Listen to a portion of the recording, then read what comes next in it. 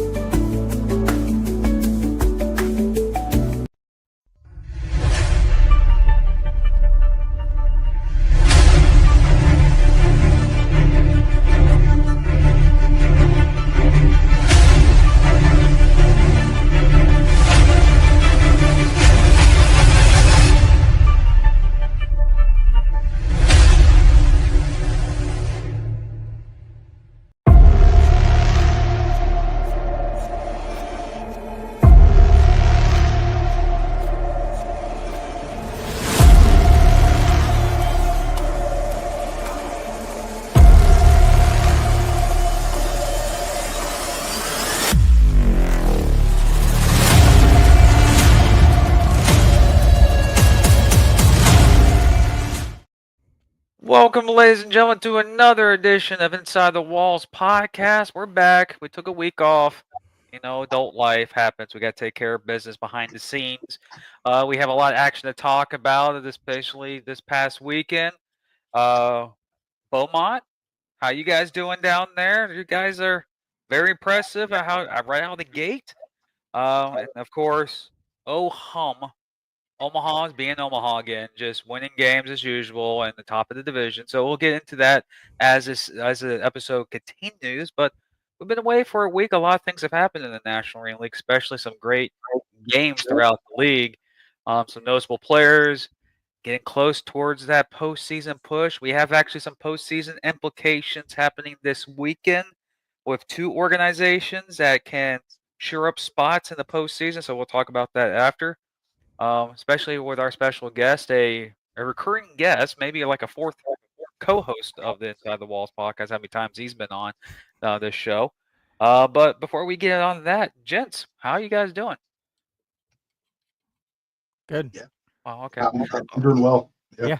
I know Matt's face has been everywhere lately. I'm saying, ladies and gentlemen, like he's either on live on YouTube at Omaha Beef games, or he is literally in Netflix during WWE Raw event that was live in Omaha last night. The camera was always on him. I'm like, dude, you're not the show. Like, camera guy always went on him. So if you're too tired of seeing Matt's face, you can always tell us to boot him. We can be like Stephanie Triple H, like get out of here. But hope you had a good time there last night, Matt. Seeing that you were all over Netflix. Yes, is Netflix paying you that we need to know about? No, man, it was a blast. I had a guys' night with some buddies. I haven't done that in a long time, and yeah, I was able to I got some connections down here, so I was able to get some pretty good seats, and yeah, I love wrestling, man. So I just had a great time. I just went out there and just it was like I was a kid, I mean, I was like, it was arguably the best WWE show I've ever seen, second to when I went to Royal Rumble last year in Tampa. So yeah, it was a lot of fun. I had a lot of fun. Thanks for the invite, by the way. See how he treats us there, Jeff? I know. I mean, I didn't think you'd want to get on a plane and fly to Omaha for Raw. So I don't know. Front row seats are pretty expensive. I That was was a hell gonna of a main say, event last night. yeah, I'm just it saying. might have been. So yeah, I didn't think we were going to actually get that match because I thought it was going to be one of those ones where they're like, "Hey, yeah, We'll move it to Saturday." Yeah. But yeah, so yeah, I was just finding out how I think I counted 13 times that you were on the camera. I'm wow, like, dude, Netflix needs to start paying you. They're going to put you on the freaking screen. I mean, I don't know people at Netflix, but maybe. Oh, well, me and Jeff, we have what they could say. We have the faces for radio. Sure. Hey, Jeff, how are things up there in West Virginia? not too bad. Getting ready for a 3-game home stretch here, starting this weekend, so that'll be fun. So I'll be busy. So calling games, definitely be happy about that. So be nice to call games every single week. So You finally get experience. I do. Not a week, sit off a week, do a week. You're like a starting pitcher. When your day's about to go pitch, you get a rain delay, so you get put back in the rotation. Back in the rotation. So and you go, here's another 5 days, and then you got. But hey, It's glad to have you guys back. We'll discuss things around the National Arena League as the episode goes. But no further ado, to the Omaha Beef faithful who are watching our show, thank you. Remember, like, subscribe, share this out. And if you can, go on Omaha Beef's platform and do the same thing for their stuff as well, as they produce awesome content. I do have to give credit where credit's due. A lot of the photographs that Omaha Beefy does, top class. Yeah. Matt, it does a lot of match shows. We kind of use them, but if you see stuff that we present, it's dedicated to the Omaha Beef organization. That's where all the content's coming from. But without further ado, I don't know what he's doing better in Omaha, coaching or visiting every steak restaurant known to man. No other than head coach Brandon Negron. Coach, What's up, fellas? How are you? doing good. But that's the first question. What are you more known for now? Going to restaurants in Omaha or being the coach? I'm gonna say for being the coach because that's what it should be. But I won't deny I am indulging in the Omaha restaurant circuit, and I'm very, very happy about it. So Last week I had Coach Gregory on my podcast, and the first question I asked him was, "Does about Omaha was does Coach Negron have an addiction to Stella's?" yes, he does. He does. My patty melt. I love it. Yeah. That's not the first time you've said that. I've heard you say on your coaching show as well. So apparently, Stella's must be famous. Stella's patty melt for the win every time, guys. Every time. Well, Coach, you started this season in Carolina and you made your way over to Omaha. I know you have a couple players that were in Carolina, and then you brought them over here to Omaha. But that transition from being where you were to where you're now, how is that going through your mind, especially the obligations of a head coach? How you build one organization, then you find another place, and you continue a perfectly run organization in Omaha. But that transition, how did that all go throughout those couple of weeks? So, if I haven't said it since, the time that I put my announcement out that I was leaving Carolina, everybody who knows me knows that my affection for Carolina was unwavering. And this business is hard. This is not a business where typically you can just coach, right? So you're typically, as a coach or a GM, you're involved in both the business side and the football side, and you try to manage both as best you can. It just got tough in Carolina to continue. There's a variety of reasons for that, which, I don't want to spend too much time talking about. But, I gave 5 good years as an assistant, as a head coach, as a GM, as an interim GM, as president. Guys, all those titles aside, my heart has always been in football. I'm a football coach. I understand our business. I think that I manage the business well in the right circumstances, but I am a football coach. And what I love about Omaha and what Ricky Burtz and the rest of the staff and team in Omaha has allowed me to do is they've allowed me to fully vest myself in what I think I do better than any of the titles I just mentioned, which is coaching football, guys. That's the expectation here. Coach football, not only coach football, but win football games. And it's a directive to win championships in Omaha. And I don't know that you get that everywhere. And I'm not saying that wasn't the directive in Carolina. So before everybody on social media goes comment crazy, it has nothing to do with Carolina. It's just there's no question about the expectations from Ricky Burtz on winning championships on the field and off the field. And so, I get to immerse myself in that. That's contagious. The players understand the assignment, and I'm having a blast. So when you talk about transitions, it's been great because the fan base has been so welcoming. The players, we all adjust, man. I mean, it's a new voice, right? So there's an adjustment, but we're starting to have some fun, as everybody kind of saw this last game. Again, I'm leading the charge to answer our owners' expectations, point blank, period. Yeah, for sure. And one of the things that I wanted to ask you about on here tonight specifically, and I know we've talked about this in general, but just coming in here and you talk about the fan base and how welcoming they are and all that kind of stuff, but talk about how the players have received you as a coach. I think I'm a little bit different than previous coaches that they've had. I'm a little more old school, right? So I've got a lot of structures that I put in place, and I expect them to live up to them. For me, guys, yes, the primary goal is to win a championship, but I also really require these guys to be a professional because I think I have a responsibility to set them up to move up to the upper level.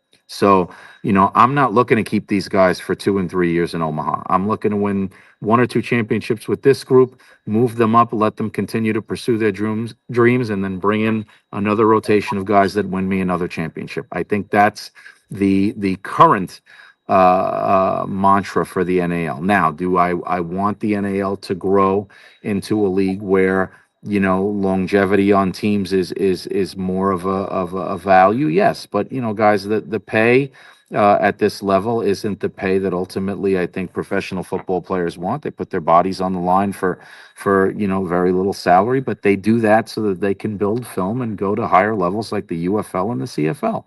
And so my requirements of the players reflect that. I expect them to be pros. I expect them to ball out. I expect them to treat every game like it's the last game they're ever going to get on film, and they need it so that a scout can see it. And I expect them to win. So look, the guys are embracing that. It's hard. It's hard. Listen, they've lost a head coach that they won a championship with, so of course there's resistance in the beginning, but we're getting there. Where the honeymoon period is blossoming, and we're winning ball games, winning. Handles everything. So I think we're all getting on the same page, and you're going to continue to see that both offensively and defensively. You'll know how we're doing, Matt, based on how we're playing. And I think this past Saturday, everybody would agree we played pretty good. So, yeah, definitely. Yeah. Oh, Speedy chimes in. What's up, Speedy? Congratulations on the Ozark job in the TAL. Keep grinding. Love that dude. That's a young and up and coming coach right there. And of course, Shatola chimes in. Just have to worry. Coach. It's a good quote. I don't know where he got it from, but that quote's right on the money right there. But there's other questions that we can get in. Of course, Casey Smith chimes in for Coach Elite. I wish I did, because my weight would be reflective of that. Casey, my weight is moving in the wrong direction. So it certainly hasn't been vegan steaks, brother. It's almost like how there's not really such thing as a hypoallergenic dog. Easy for me to say, or cat, right? But is there even such thing as a vegan steak? I don't think there is, and if there is, I doubt it's very good. Well, because you came from Carolina and now you're to Omaha. You've gone to places that are notoriously known for their cooking. Carolina, their barbecue, and now Omaha, their steaks. Listen, man, I make good choices. What do you want? There's a reason I'm 2-time coach of the year, man. I make good choices. I don't know what you want me to say. I'm not getting any invites to this, Coach. What the heck? But anyways, let's get talking about this organization over the last. You came in, you went on the road, first game at Beaumont. Gave them a good run for it, fell short, but you got back on the winning side of things, and you introduced yourself into the I-29 rivalry with the victory. Now you go up to Sioux City, a little travel up there. I know it was about an hour drive there, Matt. Yeah, give or take. about an hour or so. Yep. But more stipulations on this game than the previous one. From a win means you're in the postseason. So what a way I-29 rivalry against Sioux City with those stipulations on the line, getting close towards the end of the season. But the last couple of weeks, you hate those dreaded bye weeks, but fell short early. In the last 2 games, you really responded, and you can tell the team how the offense is playing. You can tell as a Brandon Negron coach team how it's performing. From your transition to that first game to beating Sioux City, and now you get a chance, a full week of preparation to get ready for them again, but this time in the Tyson Event Center. So these last 4 weeks must have been a blast, but talk about your team and their performance over the last 3 weeks. Yeah, so I mean, let's not discount what Beaumont's doing, right? I think that team is a lot better than everybody expected it to be, and that's a testament to Coach Mayfield and their front office, the guys they've brought in. they're beating everybody, right? They're undefeated, right? So they know what they're doing down there. I'm certainly looking forward to the opportunity to play them again when that opportunity presents itself. The playoff clinching scenarios and all that, that's for you guys and the fans. I've been in the playoffs since I got off the plane. I'm telling you that right now. So every game's a playoff game for me. That's the message I'm giving to our players. And as far as I'm concerned, this game is as big a game as we've had since we've all come together. I think from a transition standpoint, we've spent a lot more practice time together now. So we're getting more efficient on the offensive side of the ball.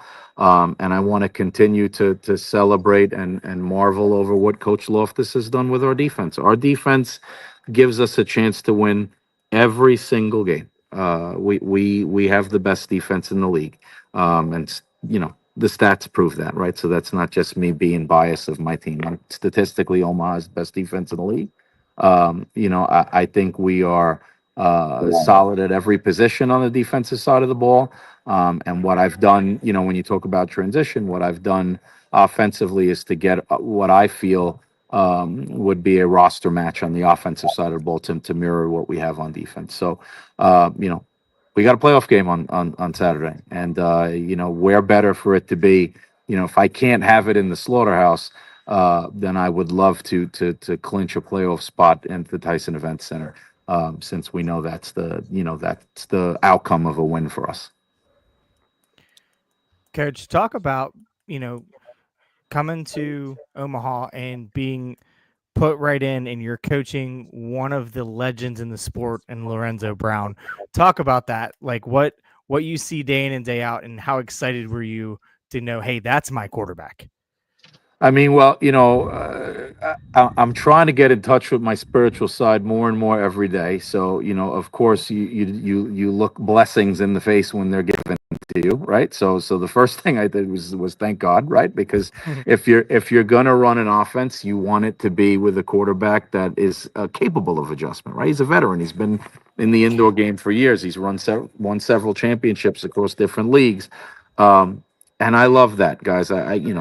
There's no secret that I typically build my teams with veterans, right? I mean, if you look at, the team I had in Carolina in 2024, we were loaded with veterans, and we do the same things here. There's no slight on rookies. I just strategically place rookies on the roster where necessary. So, it was great because Lorenzo's a consummate professional. He was able to go from one offensive system to another. And what we did, him and I together, was try to take some of what was with the previous regime, mix it with mine, make the terminologies match. So we didn't install an entirely new offense. We built on what they already had, adding what I believed would make us a little bit more explosive. That doesn't happen without Lorenzo, and I think you've seen the roster moves that we've made. I'm 150% committed to Lorenzo Brown, right? There's an old saying, if you have two quarterbacks, you don't have one. I believe that statement. And that's no slight on the guys that were here backing him up. But, we're going to go as far as Lorenzo Brown's brain and arm and metrics take us. Coach, you mentioned Coach Adam Loftus, assistant head coach and defensive coordinator. Just talk about that guy as a coach. I mean, I know who he is. These guys know who he is. But just talk about who he is as a coach and what he really brings to the table that allows our defense to be as successful as it is. Because you look at the stats on the page, you look at the league leaders, and people aren't going to think that Omaha has the number one defense, but it's not about one individual guy. Talk about how Coach Loftus builds that into these guys. Well, I think you just said it. Part of it is because the league doesn't record points given up per game stats for you to publicly see, right? I do that internally, so I know that we're giving up the least amount of points across the board, right? But think about what this man had to deal with, right? So again, I don't take for granted the fact that the team was undefeated when the change was made. He was part of the championship coaching staff last year. So a change is made. who's the first person that the team is going to go to ask what the hell is going on, right? They're going to go to their coach. Not only the defense, yes, he's the defense coordinator, but until I get here, he has to answer to the offense too, right? So he's holding the whole thing together while decisions are being made, right? He does that. Then new guy comes in, all new philosophy. We don't know each other. Adam and I got to know each other when I got off the plane. He has to embrace an entirely new philosophy. And to Adam's credit, he's been here for coaching changes before, right? So this isn't his first rodeo dealing with it. So I think he handled it like someone that should probably force the NAL to bring back assistant coach of the year if that's something that they'd consider doing, right? So since we've got here, and look, in Beaumont, we were all learning each other, and again, we're not going to discount what that team is, right? But then we come back home, we hold Sioux City to 17 points. Then we have a bye, then we have another game, and again, I'm not discounting any opponent that shows up, but the bottom line is our defense pitched a shutout, right? We're giving up as a defense around 18, 19 points per game. That's unheard of in indoor football. So that's all Coach Loftus. And I'll add this, guys. I don't mess with the defense. I don't. I trust that man. He knows what he's doing. I think good leaders, empower their staff to do what they do. And as far as I'm concerned, I'm partnered with, again, the guy that I think should win Assistant Coach of the Year when this is all said and done. So that's how much I think of Coach Loftus. And, he can't hear this right now because he's at practice. So I'm going to tell him I didn't say anything good about him. I'm going to make sure I keep his head level. But he's a pretty good coach, and we talk about moving up and that I want players to move up. I don't know all about his personal life and what his roots are here and stuff like that. But that's definitely someone that I think the league should look at and consider for head coaching positions when this season is done. Yeah.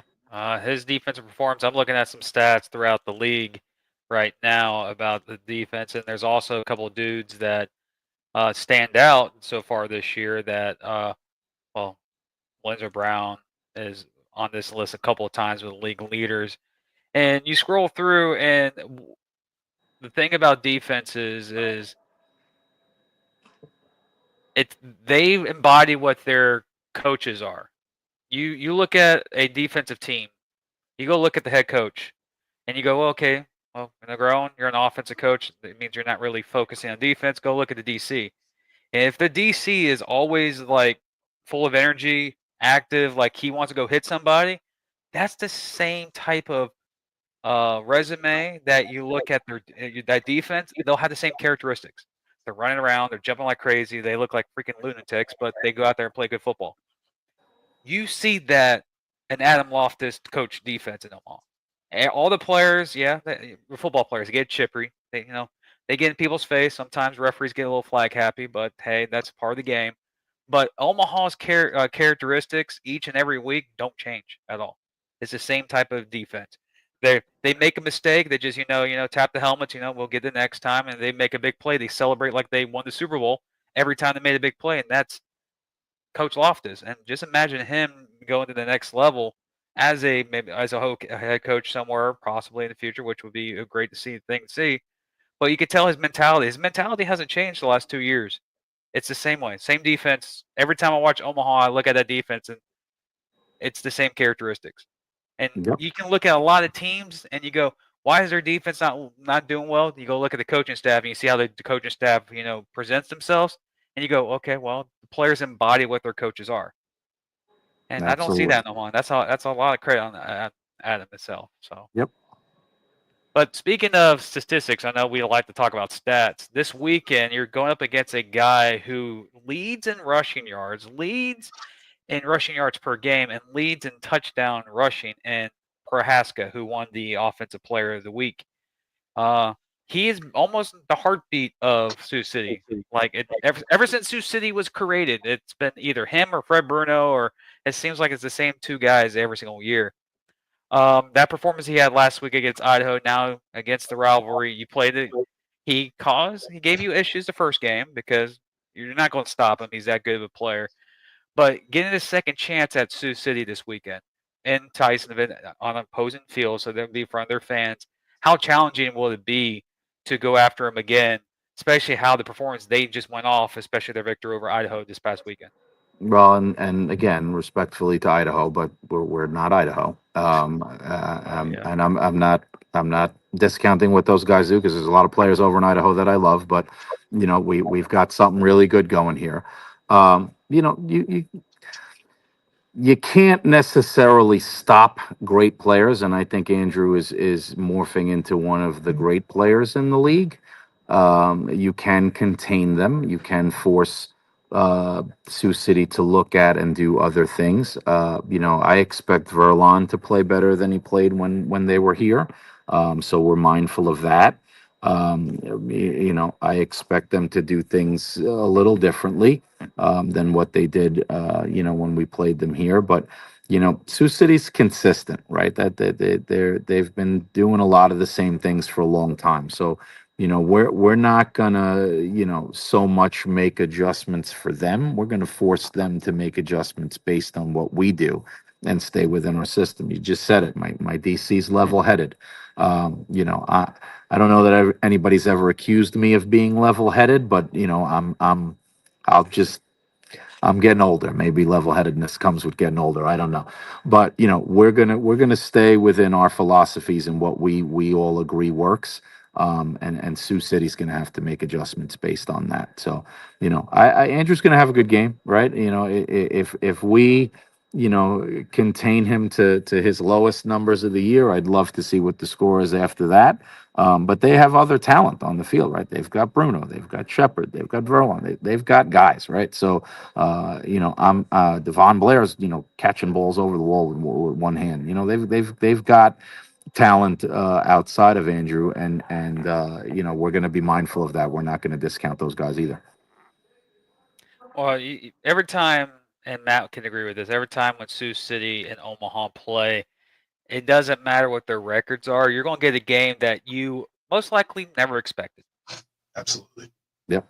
Because I remember 2 years ago, Sioux City had a 20-point lead at one point. It's 32-8. It's 32-8. That's last year. And what happened? Yeah. One of the most epic comebacks ever. Just saying. And I've seen games where it comes down to the very end. We saw it in the championship game last year. It came down to the very last play. It's a definition of a rivalry. Me, Jeff, and Matt joke because Tyson Event Center, chicken, Omaha Beef. This is a typical, not a sponsor, folks, but a Chick-fil-A battle. Eat more chicken, eat more beef. I know it's stupid. It's a big fat guy talking about food. Go figure, right? But one thing I like about this series, especially the two organizations, you guys hate each other for 60 minutes. Right. But you guys are like best friends for the remainder of the year because you guys work hand in hand. That's why you continue a rivalry for 26 some odd years, and especially in this industry, Coach. You've been in this industry for a while, so you understand. I don't know if I'd categorize it as best friends. That's a good working relationship. That was really. I'm sure Irv is just dying to give me a hug after hearing that. Or low band. But no, listen. It's what makes indoor football great. We all know, guys, that we have people out there that just thrive on bringing up negativity when it comes to indoor football, and this is one of the positive things about our business, a rivalry that's gone on for more than 2 decades, 2 storied franchises that do the business the right way. I think both of these franchises set an example of how it's supposed to be done. And like you said, every game is typically competitive, and I doubt this game will be any different. I'll say this too. We didn't play well when we played them the first time, right? Our advantage was the slaughterhouse, right? And I think our fans kept us in that game. Our defense played really well, but we were still trying to figure things out offensively, right? So, for us, this is, yet another opportunity to show the improvement within the overall offense. And our defense gets better every game. So this is going to be intense. Like I said, it's a playoff game for me, regardless of what the possible outcomes can be. We are in the playoffs, and we're treating every practice and every meeting leading up to the game on Saturday just like that. And it kicks off this weekend against Sioux City, of course, a big time rivalry. But past couple games, and you got the bye week, then you got the 2 games towards the end of the season. But you don't look ahead of that. It's always you look at the focus. One 'cause game you at a get time. One game at a time. That's my job, to project things, and when I project things, I'm usually one that gets in trouble. But Matt, go ahead. Yeah, Coach, we know you got to get to practice. Yes, please. Thank you for your time here tonight. Any final words before you head over to get the guys ready for the I-29 rivalry? Just another reminder to the fans of how much I appreciate them. I'll remind you guys how much I appreciate you. Obviously, you depict our industry in a positive light, and that's what we need to continue to grow this thing. And for the fans that are coming to Sioux City, or the Beef fans that are going to be watching at the watch party, get your popcorn ready. We're going to put a show on. Well, before we let you go, I got to ask: top 3 restaurants so far in Omaha. Oh, this is going to be hard. Put but him I on think the spot. I Yep, we gotta do I it. can pull this off. So my first one is obviously Stella's, guys. I'm sorry, the patty melt is just on. I want one right now, actually. And then I've become a huge fan of Omaha Tap House. Really, really good. If you go through my pictures in the last couple weeks, I got a Bloody Mary that they put like all sorts of, I don't know what you call it, accoutrements or decorated. They put a burger on my Bloody Mary. I don't know what the hell it was. And then this may be a surprise because I grew up in New York, so saying I love pizza outside of New York is not always really actually it's a tie. Winchester's and Amazing Pizza Machine. So I'm gonna give you the 4, right? Winchester's is they got the best sauerkraut in the country. All right, I would just eat it out of a bowl. But Amazing Pizza Machine has games and a buffet. I can go there and eat for like an hour. I haven't because I want them to stay on as a sponsor. But I can get all you can eat pizza, and you can't beat that. We did have someone chime in and literally like pop off exactly your top 3 before you even got done saying your top 3. There it is. One of our prime answers, yeah. Yes. Coach, You real quick gotta before you go stock too, I agree with Connor. Try Arunza. So I've been told to try Runza several times, and I get in the arena, guys, during the day, and it's an act of Congress to get me away from the computer and film. So I'm gonna do it, and I promise you, the next time I come on the show, we can do a whole section on food reviews if you'd like. Hey, we might actually get a sponsor. Hey, Food Network, you hearing that? We can do that. There you go. Right. There we you go. Coach, I really appreciate you joining. I know you got to get ready to get more practice in for Sioux City, and again, Yep. it's not your last time on this show. You'll find your way back on here somehow. I'll see you guys soon. Thanks for everything you do. Go Beef. We'll be back right after this.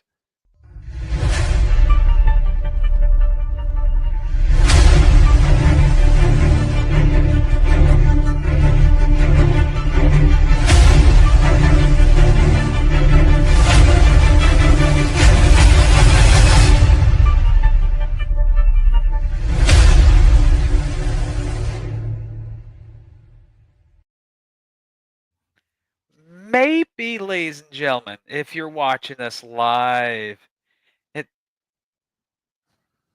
I mean, if NAL game day, comes back and it becomes a thing like we want it to be, that could be a segment. That could be a segment of where we go and we could rank them. I mean, that's a thing. I'm going to say this right now, Omaha, no disrespect, but it's going to be pretty hard to top Tito's Sloppy Dogs and Willing. Yeah. That's still, That was pretty good. Yeah. just going to say, Matt knows what I'm talking about. That was fire. But yeah, Connor, yeah, we should. That'd be kind of ironic. But we might tick off people if we do that again. It's like, how dare we start talking about food? You're talking about a fat guy that's. You go look at Brandon Negron's Facebook page, ladies and gentlemen. It's nothing but steaks, Bloody Marys, football game, practice, steaks. Like, He's not joking though. That Bloody Mary, I've never had it, but I've been with people who have had it. It's literally a full meal in the Bloody Mary. It's crazy. So it's basically like a protein shake. Yeah. But I mean, you can tell people that really love what they do, and Coach Negron is one of them. I mean, he's all about embracing, the beef, and the fans, have embraced him. So that's awesome. for a landing spot for him out there. And good to see him coaching again for sure.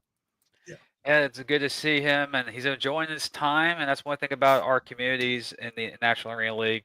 Each community has their thing. I guarantee you, Beaumont has a thing that's special down there. Louisiana, we know what's going on in Louisiana. By the way, we need to figure out how we're going to do our next tier ranking because people love that and they've been asking for it. But we'll do one here pretty soon. So every part of the country, we have different things that our cities are known for to represent. But this is a podcast that discuss NAL action. We talk about NAL football. We can go hours talking about food. We can go hours about talking about wrestling. I think we talked about more about wrestling and food in this episode than we actually did football. But hey, what? That's what happens when you miss. If you miss, like, ladies and gentlemen, if we go, today's episode's been postponed. See you next week. Someone DM me. Don't care who it is. No, Jim, do an episode. We do not want an hour long full of food segments in the next episode. Like, literally threaten me with that, and I'll do a show. And I probably would block you and ignore you and just pass along. That'd be a lot, though. I feel like that list of 4 would turn into like 14. The thing is, if we ask all the coaches, it'd be all the companies all the restaurants that sponsor the teams. Yep. Just saying. Even you see, Jeff's like, yeah. Yeah, I mean that's The media side in me is going, yep. Yeah. That's a good way to do it. Tito's. Yep. It just continues going. Yep. Generations. They just keep going over there. But apparently we had games that played this past weekend. But before we go talk about the games this past weekend, let's look at the rewards that are, well, a couple individuals got this weekend that were given. The offensive player of the week, defensive player of the week, and special teams. Matt, run him off, my friend. Yeah, Drew Prohaska, running back for Sioux City Bandits, was the offensive player of the week. And then his teammate, Juan Moore, won defensive player of the week. And then Dontrell Morrison from the Beaumont Renegades was the special teams kick returner of the week as well. So, yeah, well-deserved honors. I mean, all 3 of those guys, like obviously the 2 Sioux City guys, I've watched them play for a little while. I mean, well-deserved awards there. Prohaska that guy, he had another game where he went for like 80 yards or something like that and 3 touchdowns.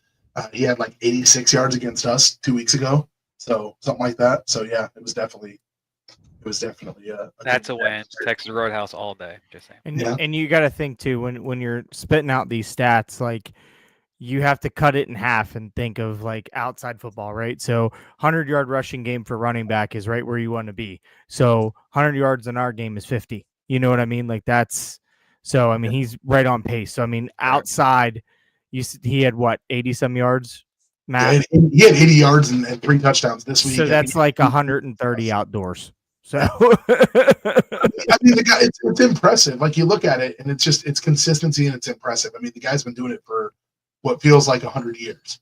Mm-hmm.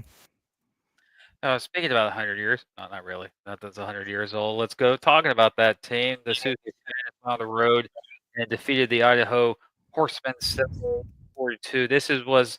You look at this game stats wise. Honestly, how I can break it down is that Sioux City got up on them early, and basically nothing went wrong for them. They didn't.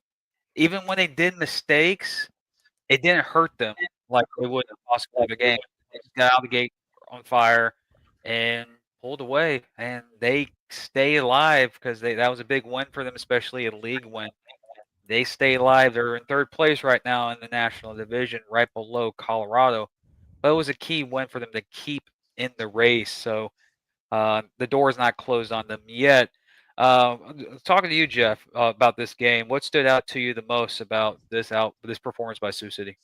The composure of Verlon Reed to be able to start the game fast, continue, and lead the team like he needs to. They didn't take the pedal off at all. The foot was on the pedal the entire way. They didn't stop. It was a typical Sioux City game, and watching Prohaska completely take over the game was unbelievable. There's a reason he won Offensive Player of the Week. Like, he really took over the game in the backfield, possessed the ball, and just ran with no mercy. Ran with no mercy, 80 yards rushing, 3 touchdowns. So that's. I think one of the things that's been most impressive for me watching Sioux City this season is how whether Verlon Reed is playing or Tyler Lowenstein, like, it doesn't matter who their quarterback is. Like, they come in and they don't miss a beat. Right. I just look at this, as much as they win, like we mentioned to Coach Negron that if Omaha wins, they lock up one of the 2 playoff spots in the national division. But if Sioux City finds a way to win, that game versus Colorado in a couple of weeks is literally going to be do or die for them. Mm-hmm. They win, they're in. Colorado's out. Colorado wins, they're in. So that for them winning this game, they didn't have this. They didn't have, what's that term? You didn't make that one loss turn into a losing streak. You ended it and got that win. You get that monkey off your back. Going out west to Idaho, it's pretty hard to get to. They took care of business, got the win, and now they're coming back home. But when people discuss like the standing wise, they're 3-3 overall on the regular season, but they're 3-1 in the division. That division record is going to help them, especially towards the end in those little tiebreaker scenarios. But this game this week, we talk about what Coach Negron against Sioux City or against Omaha. It's crucial. Both teams, like, if Sioux City wants to get in the field, they got to find a way to win a game, beat Omaha, and Omaha can just secure up a spot and start, looking at that game again. Go figure. Colorado in a couple of weeks, that will also be as crucial to them because that would be determining who hosts the game towards the end. But we're getting close. We can mention the next couple of games, especially with Sioux City and Omaha and Colorado. Every week's going to be a playoff game for these teams. Like, we're going to have 3 weeks of postseason action between those 3 teams. Idaho, unfortunately, based on what I'm seeing on the schedule and the mathematics, it's very hard for them to get back into the picture. It's not official, but they're technically mathematically eliminated, but they're not officially eliminated, so they still have a chance. It's just going to be a little bit harder. Certain things happen this weekend that don't go in their favor. What hurts them is that they're 0-4 in division, and you're not winning a lot of tiebreakers when you're 0-4. You talk about playoff football. I'm sorry, I didn't mean to interrupt, but you talk about playoff football, right? Just looking at the schedule over the next 3 or 4 weeks of the season, we got about 4 weeks left or so, right? I mean, Sioux City alone, they've got Omaha coming to town this week. They got to travel out to Wheeling, West Virginia next week to take on the Wheeling Miners. And we saw some interesting transactions this last week, right? For Wheeling. So that'll be interesting to see how that goes. And then they turn around and they come home and they play against Colorado. So those are 3, right there, playoffs. Correct. They basically, at best, 3-0, but they can't go any worse than 2-1. If they go 1-2, they're depending on who they lose to, that could be the dagger that unfortunately went their season. But this month is going to be crazy. How many teams are in postseason condition? You think the national division is crazy? Go look at the American division. Everyone is still alive. Even you look at the records, you go, well, 2-3, 2-4, 2-4. I'm like, how is everyone still alive? Well, everyone's still alive. Just Beaumont's just decided to take that express train to the first place. So they're enjoying the lead right now. We have a question from the audience about the NAL streaming. I believe he's asking about Right Now Media. Right Now Media is I think it's Wednesdays at 8:00 now. They're getting all the top games, recorded games, and they're replaying it. They could get. They still do live games. I know the NAL championship game will be live. That was announced on NAL game day in week 1 of the season, so we know that for sure. But every games, again, National Arena League on YouTube, search National Arena League channel, click on the playlist, and you click on the week, and you'll see the games live. That's how you get to the games as well. Or you can go to nationalarenaleague.com is the easiest way to get to the games as well. To tune in and talk about that website and unfortunately, we have to talk about Jeff because I guarantee we're talking about tomorrow on Through the Wire. The Colorado Spartans cap off a home stretch where they went home and won 4 in a row at home, and they get the win over the Wheeling Miners 41-25. Colorado improves to 5-2 in the season. They are currently the number 2 seeded team in the National Division. Wheeling falls to 2-4, and it's technically in a dead heat tie with Columbus at number 2 in the American Division as well. What stood out in this game, because me and Jeff watched the game. The same thing that we mentioned before about Colorado reared its head again. Mhm. That front four is an issue for anyone who they play. Sam Hammond. There you Yeah. go. If you go look at the stats, ladies and gentlemen, he is running away with the sack total in the National Arena League. Yeah, and he's No one's close to him. top 3 in tackles, I believe, too. So Correct. I mean, definitely making his case for Defensive Player of the Year is He Sam might be Hammond. running away with that. Yeah, you ain't kidding. But yeah, that front 3 is in, and honestly, that front 4. Don't forget about Gandy. He's leading right now. The league in tackles. So just a great defense that Colorado has. Yeah, I mean, Wheeling started out really, really strong. Had the lead going into half, and then Colorado's defense just took over from there. And I mean, like I said, it was a heck of a game between both teams. But yeah, defense really took center stage there in the second half. Well, you could tell in the first half, Sale wasn't really playing well. No. And you could tell they kind of changed it a little bit in the second half. Rosario was taking more of the, yeah, you can say wildcat type of plays, and the offense then started picking up. And also, you have to get credit where credit's due. Colorado has explosive talent at the receivers. It's only so long you're going to contain Stephen Newbold and Greg Dent. They are going to get off somehow eventually. And you can put in Alex Rosario, that's their number 3 receiver who plays like a scat back / well, he played like 3 positions this past week, so he was everywhere. That little change, I think, affected Wheeling. And then you see how Wheeling was first half was going toe to toe, and it was doing good. And then towards the end, we saw what happened with Grant. That Wheeling just ran out of the gas. But one thing that we have to mention, ladies and gentlemen, even though the game didn't go the way with Wheeling, they did go viral on social media because apparently they are the will of the people in Kansas. Did you see that, ladies and gentlemen? The firefighter, the engine, or the fire extinguisher on the Jeep that was on fire. Yep.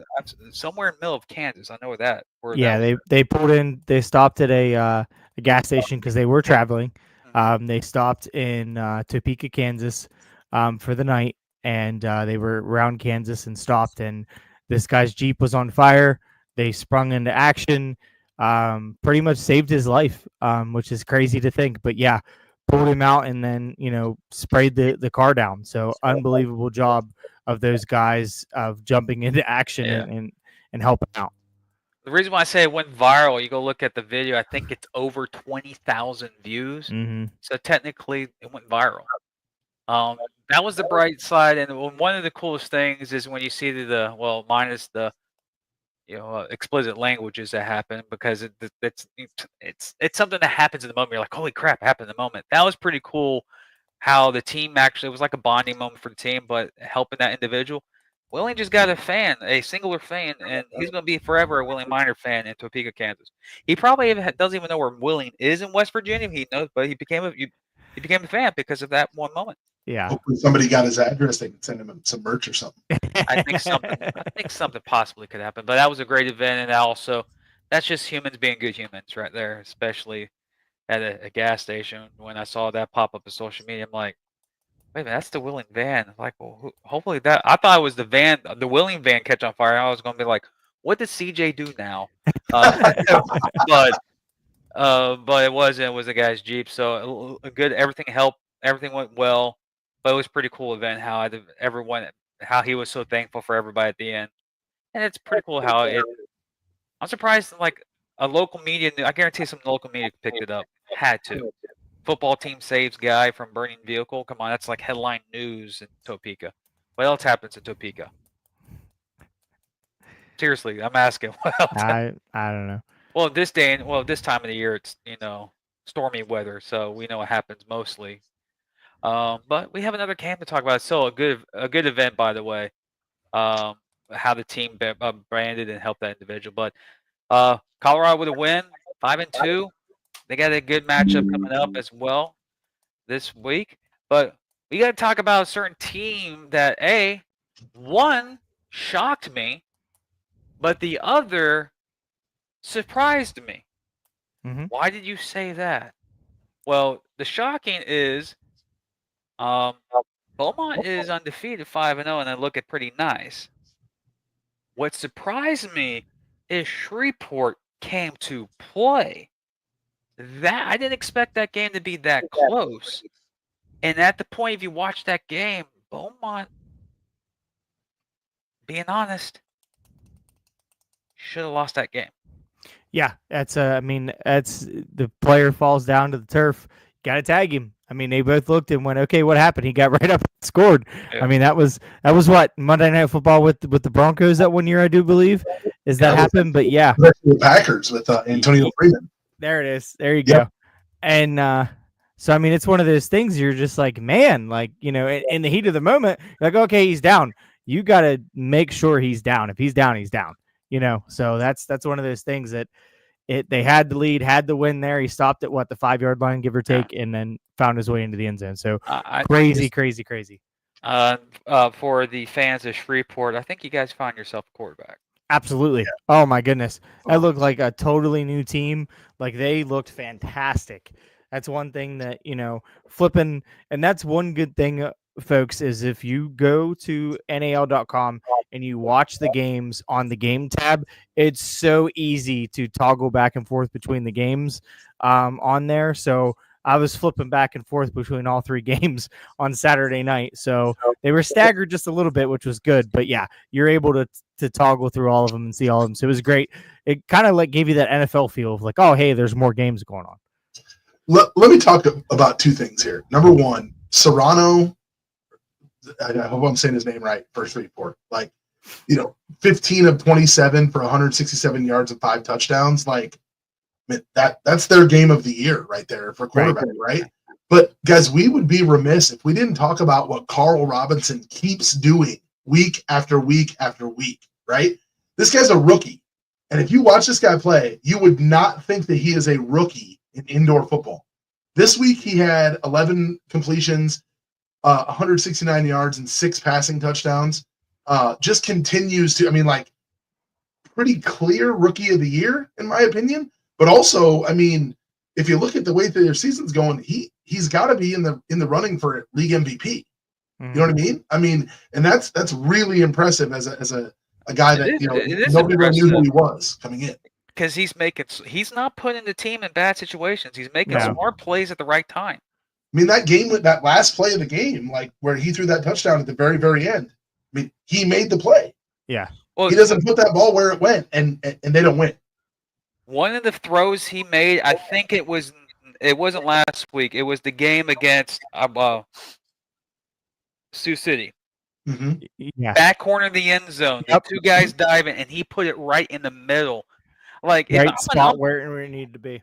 That's like having a 3-2 count. You're behind a 3-2 count in baseball, and you throw the nastiest cutter, and the only thing you see is that the batter just you got me. How that throw he did against Sioux City, I'm like, I hate to break it to you, but that's not NEL IFL level throw.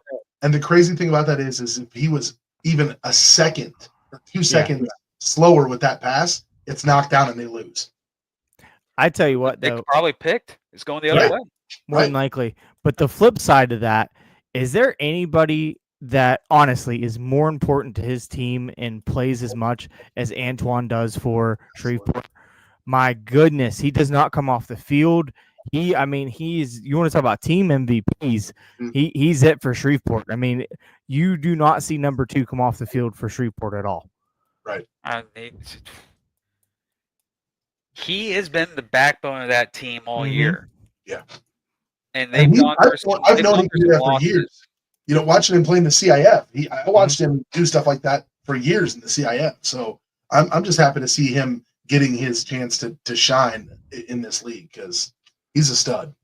Well, he's been the backbone of that team all year, and Yeah. they've gone through some trials and tribulations in the NAL, and he's still there, smiling, running over people, and now you get Serrano in here, and all of a sudden that offense looked like nothing you saw in previous 6 weeks of Right. the season.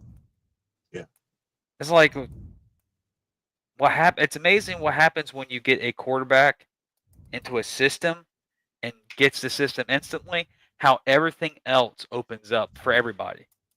And did Beaumont play a good game?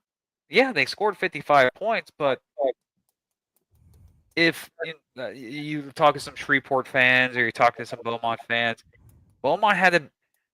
Shreveport had the gripe where they should have won that game. And if Shreveport would have won that game, we would have been talking about now how that could have been one of the biggest upsets of the year. But you look at Shreveport, they got Columbus this week. They're going to Columbus. If Shreveport has that same performance, like they did Beaumont against Shreveport or against Columbus, you want to talk about interesting in the American division. Yeah. We go from, okay, this could be just a 3-team horse race for 2 spots. It may come down to all 4. And that comes down to this week. And one thing I got to say about Beaumont, they were the wild card team that we go, who are they? Well, they showed out who they are this season. Great start, 5-0. There is have they wrap up a postseason berth? A win this weekend pretty much solidifies it because 6-0 with 2 league games remaining. There's pretty hard to not get out. But I'm just for Beaumont fans who are high and dry. Don't look at the standings and go, we're undefeated. Everyone else is 2-3, 2-4. We already got the playoff game. We are going to win the playoff game. We're already looking at the teams in that. Don't do that. Don't do that because Shreveport's that game last week. That just tells me they found something. And then we saw the recent trades that happened throughout the NAL this past week with James Summers going to Willing. And I think did I see Hollins go somewhere as well? Yeah, Hollins is actually headed to Shreveport, but based on the transactions. Serrano there, yeah. So we got 3 weeks of action coming up, ladies and gentlemen, especially week 10 of the NAL kicks off this week. We have the I-29 rivalry in Sioux City, Omaha, Sioux City. We've already mentioned how that game is a determination.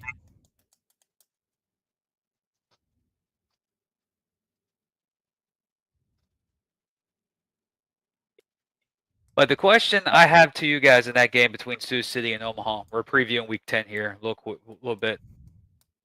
What needs to happen? I'm going to ask Sue. I'm actually going to do this differently.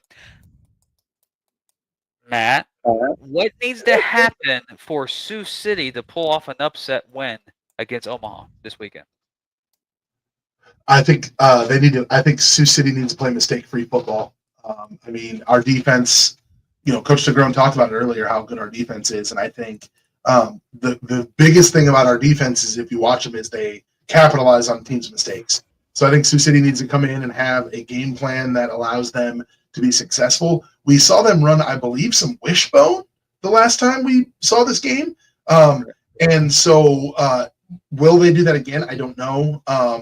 But it worked last time, so I can't imagine that they're going to shy away from it too much. But I don't know. But yeah, I think they need to play mistake-free football. I think Verlon Reed needs to have his best game of the season, which I don't think we've seen yet. And I think that their defense needs to be ready to play because we've seen some transactions this last week, and we've noticed a trend with Coach Negron's wide receivers, and he likes his big, tall wide receivers. So. Oh, yeah. Jeff, I ask you the same question, but this time for Omaha. What does Omaha need to do to complete the season sweep and clinch themselves a berth in the postseason. Keep the Tyson event out of it. Keep the crowd out of it. As soon as they let the crowd in it, it's gonna be an uphill battle. I mean, that's one good thing about both those teams is when that game is played at home, it's really a determining factor. Like Coach Negron said, the Slaughterhouse had a lot to do with that last battle. I Right. feel like Tyson has a lot to do with it. I think that they need to keep that out of it. They also need to keep Prohaska to minimum. You're not going to stop him, obviously, because he is who he is. You got to keep him to a minimum. I think they need to match fire with fire, and I think Taylor needs to have a big game, which he's known for. And then Lorenzo Brown needs to do Lorenzo Brown things, and I think we'll really get to see. We got to see it a little bit last week. Is that Coach Negron offense, but you'll really start to see it in this week and really see some wrinkles and a totally different offense than what Sioux City's used to seeing out of Omaha. So, I mean, they really need to come out, set the tone, run the football, and then kill them at the end with the pass. When that game kicks off, 8 o'clock Eastern, 7 o'clock Central, Tyson Event Center, Omaha at Sioux City on YouTube, National Arena League channel, or easily go to nationalarenaleague.com and click on it. And to kick off the weekend on Saturday, 2 games kick off at the same time. We'll touch on the game in Columbus. The Shreveport Rougarou travel to the Columbus Lions, who are coming off of a bye week. Shreveport, as you know, almost pulled off an upset. They got a big matchup against Marcus Brooks and the Columbus Lions. If you look at the current standings in the American Division, currently right now, Beaumont sits pretty at 5-0. At second place, currently right now as it is Shreveport at 2-3, followed by Columbus at 2-3. And then Wheeling at 2-4. So statistically, by percentages, there's a 3-way tie for second place in the East. So 3 teams battling for 1 spot, with Beaumont clearly in the lead right now in the American Division. Let's start with you, Jeff. What needs to happen for let's get you on this side of Shreveport. What needs to happen for Shreveport to get their second division win in Columbus? I think they need to do exactly what they did against Beaumont. I mean, they had a heck of a game plan. They need to just execute, and they execute it for 3 3/4 of a game. Need to get it done in all 4 quarters, and just continue to build off of that. I think the chemistry with the team is going to be better the more games they get under their belt. With the additions that they've made, will be better. And if you look at the transaction wire, they all over that transaction wire. Yeah. I mean, making trades, moving people in and out, getting experience. So get a couple of players from Omaha, different places like that. So that it's really good to see them, make moves and not roll over. You know what I mean? Like they're fighting it head on and really making a state for a franchise to be messed with for years to come, for sure. Now, before I give it to you, Matt, little mishap. I did forget. It's Vincent Espinoza of Columbus, by the way. I'm so used to saying Marcus Brooks. He's been there for ages. It's my bad. My apologies, but don't jump on me. And how a lot of you social media warriors are. Matt, what about you? What do you think needs to happen for Columbus to secure home field victory against the Rougarou this weekend? Yeah, I mean, I think I don't mean to sound like a broken record, but I think that Vincent Espinoza needs to have his best game of the season as well, just like I talked about with Furlon, right? And I think he's very capable of doing that, right? We've seen Columbus's offense. We've seen him put up points, and we've seen him kind of struggle both ways this year. So I think the offense really is going to go as far as he will take them. But I'm really interested to see how the defense transitions with the addition of Gibson Zaya to their defense. Coming over from Carolina. And I just think, again, I just think one of the biggest keys in indoor football is the turnover margin. So which team can limit turnovers and which team can cause the other team to turn the ball over. But I think really it's going to come down to that defense, led by Draco Statham and then obviously now Gibson Zaya. And can they force the Rougarou to, get out of their comfort zone and, be able to be able to turn the ball over a little bit, and how does Espinoza factor into the offense there for Columbus? So, Of course, we have the final matchup of the weekend, kicking off at 7 o'clock at the same time in Wheeling, West Virginia, where Jeff actually gets a chance to call a game because he is calling this game. Do you want to talk about it, or do you want to pull the Kurt Herbstreit? I can talk about it. I'll talk about it both sides. I'll do the perfect right down the middle Herbstreit impression. But I mean, obviously we know what's on the line for both teams, right? So if you're Beaumont, you definitely want to get a win. That definitely seals up a playoff berth, and if not, sets you up for home field advantage too for the playoffs. So that's definitely something you want to do, and also put you in the driver's seat if you get there. Is you have wins over the two best teams in two of the best teams over in the national division as well. So I mean, sets you up pretty good for both. If you pick up the win here, Wheeling, it's a playoff game. Everything from here on out is a playoff game for Wheeling. They have to, playoff hopes are still there. Gonna have to make some adjustments. Unfortunate injuries happened in the Colorado game, so there'll be some different faces in different places this Saturday. So pay attention to that. But every game's a playoff game. They're gonna have to, get it done, and they're in the meat of their schedule. I mean, they've obviously Beaumont comes to town. They've got 3 straight at home. They've got Sioux City after that, and then Columbus again, at home, and then they got them on the road the following week. So a big schedule for Wheeling to hit here in these following weeks. But yeah, I mean, it's playoff game for them here on out. Oh man, I'll give you that answer that question as well. What do you think needs to happen for both teams? Saying that Jeff did a little down the middle. He's trying you to do the little down middle too. yeah, no, I'll see what I can do here. I think for me, the biggest key to this game coming up is going to be quarterback play, right? We know Grant Russell's out. He's got that concussion. I'm going to assume without, I haven't talked to anybody other than Jeff, and literally talked to Jeff an hour and 6 minutes ago when we started this episode. I'm going to assume that we're going to see James Summers line up at quarterback on Saturday, barring that he is there this week and is able to get in there and get ready to go. So I think for me, that's going to be the biggest key, right? Is how does he transition to Wheeling, and how does he fit into that offense and help to lead them? And then their fan base, man, Wheeling's fan base is an awesome fan base, and I know that they're really chomping at the bit to have those guys at home and to cheer them on and watch them be victorious in that home crowd. So I think that's going to play a factor in this game as well. But man, I mean, we've talked about it enough. We know that that their opponents are they're good. They just are, right?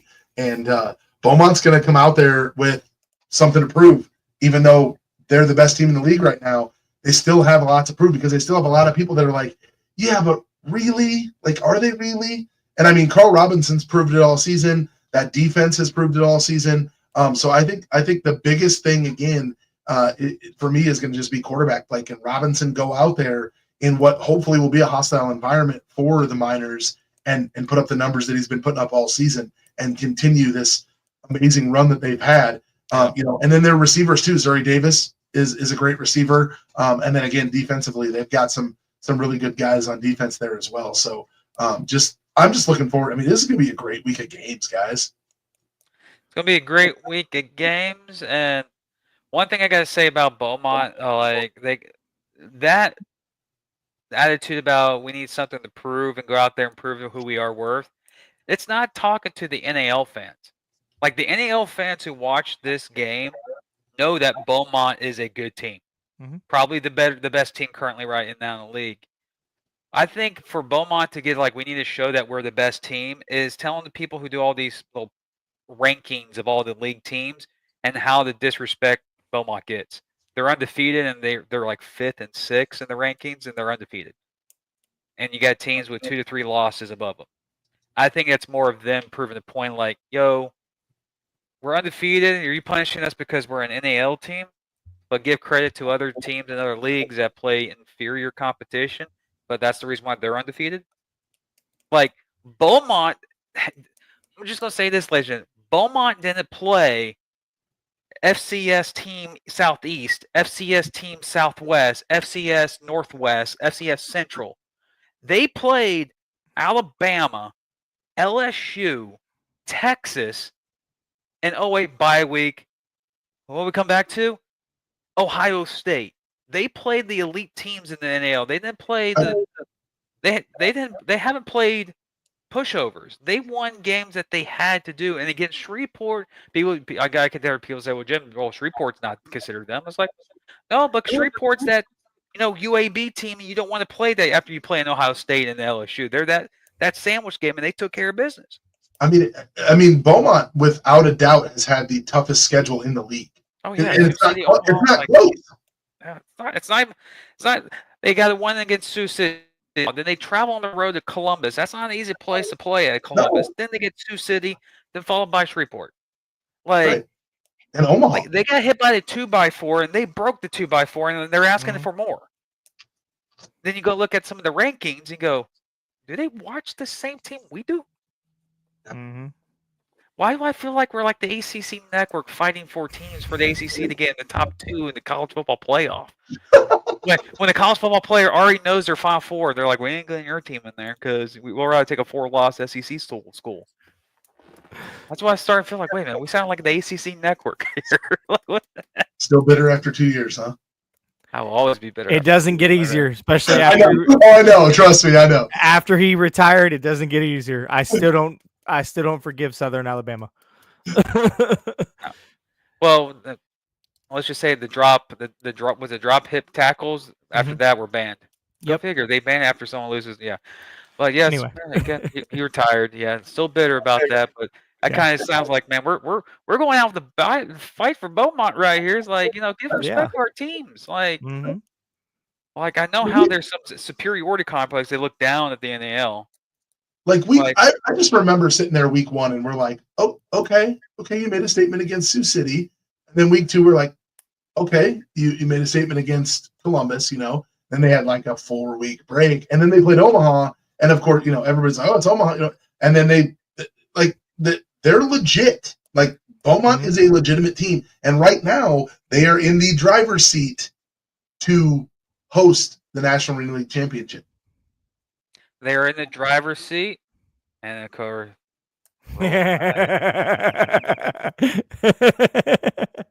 Really, Coach? Really? Yeah. Yeah. Yeah, I mean, it goes to show you, like, those people, they were the complete unknown, right? Rookie quarterback, they had some veteran pieces. We're like, okay, they're going to be all right. And then they came out and just, and they're winning games. But it's how they're winning games. They're keeping themselves in the games late and winning it towards the end. It's either their defense is making a stop, or they're scoring on the last play of the game to win it. Like, it's exciting stuff. And I mean, man, like, what a team. For sure. Well, you also got to look at this, and you can look at it as the 2 different spectrums. They can Beaumont, even though they're 5-0, they can easily be 1-4. Yeah, because there are 4 games where they got on the side, the ball bounced their way, like the interception in week 1 when Sioux City was driving. It was almost inevitable watching that game. Like, oh, Verlon Reed's going to do this comeback, and they're going. Well, Beaumont had a good fight, but their expansion team, they lost to a veteran team, and they won that. Then Omaha, similar thing. Omaha finally got things together, and they were making that comeback, and what happened? Well, I think it was that one was a deflected pass that could have, like Omaha could have won that game, and penalties and situation. And then you look at Sioux City again, final play. Well, same with Columbus. They stopped Columbus on the last play of the game too. They're 5-0, but they can easily be 1-4. And technically, if you go back and look at their whole season again, they can be easily 0-5. They're winning games, but they're finding ways to win games. And no matter what sport you're in, champions find ways to win the game when they think the game is out of reach. And they know they've done that. That's you don't accidentally win football games with a consistent. They're playmakers that make plays when they need to be made. Like an old coach that we know, Jeff. The ball don't make the play; the player make the play. Hashtag Jimbo Fisher. That guy with his anagrams are funny as heck. But Beaumont, I love all the respect, and I'll fight and bat for you on the social media with all these polls and how they have 6 and have 2 teams ranked higher than them that are 3 losses. It's hysterical. But I think Beaumont, let's just say if you merge a couple leagues together, I think Beaumont will go head to head with some of the top teams in other leagues. They have a squad. They have a squad that can compete in any league they get in. So put some respect on the team's name. Just saying. Or do we need to do a AI generated photo and act like we're legit? We're good. Okay. Anyways, ladies and gentlemen, a little extended episode. A little extended because we weren't here last week. We had Coach Brandon Negron. Thank you to the people who chimed in. Shatola that's coming in. Mike Bonner chiming in. Roll Tide. Brian traveling in SEC. Great. Now it's become a cult fest here in the SEC on the NAL page. Yeah, you can tell I'm a little bit, just a little bit, not too much, just a little bit.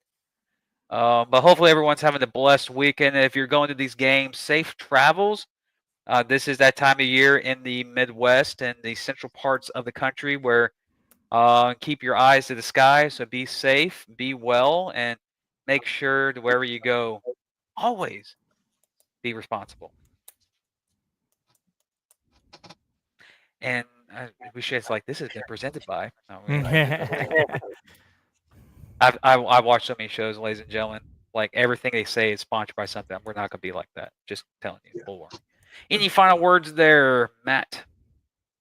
No, I mean it's again we're in the throes of playoff football here in the National Arena League, and I can't if you're watching this and you're not watching the games, what are you doing? Like just watch the games. They're going to be a lot of fun, and they're definitely going to be some of the best indoor football games you're going to see anywhere. So get out there and support your local team. And I have to do it. West Virginia. I forgot to do that to kick off the show. Any final words there, Jeff? Now, just to piggyback off of what Matt's saying, if you're not watching the league and you're not watching every game, you're missing out. I mean, you don't know what you're missing. Each game has everything to offer, their own little something. So a lot of big games this weekend. We mentioned 2 on Saturday. Come hang out with Chris Thoburn and I with the Wheeling game. Watch Beaumont and Wheeling go at it. So it'll be a great game there at 7:00 Eastern time. So on NAL.com. So just a great slate of games once again. And we mentioned it. Everybody's battling for playoff position. Mostly everybody's still in the picture.